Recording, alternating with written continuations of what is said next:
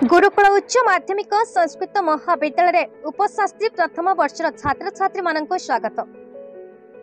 वेदव्यास स्थित संस्कृत उच्च माध्यमिक महाविद्यालय प्रथम वर्षर छात्र छात्री मानक वैदिक अभिनव परंपरा रे स्वागत कराଯାଇଛି।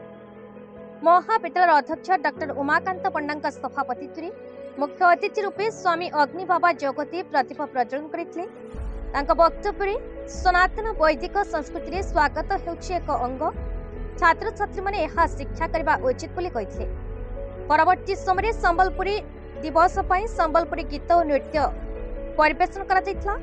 अभिभावक और छात्र छात्री माने अध्यापक मानकर परिचय सहित पुस्तकागार पुस्तक विषय सूचना दिया जायतिला। कार्यक्रम में डॉक्टर परमेश्वर शतपथी, कालेकिंकर पंडा, केदारनाथ पंडा, केदारनाथ पाढ़ी, शिवप्रसाद पाठी, संतोष कुमार लेंका, रवीन्द्र कुमार पृष्टि तथा ज्योत्ना राणी दास जगती कार्यक्रम को सफल कराइथिले। वेदमंत्र पाठ सहित स्वागत एवं शांति पाठ करा जायतिला।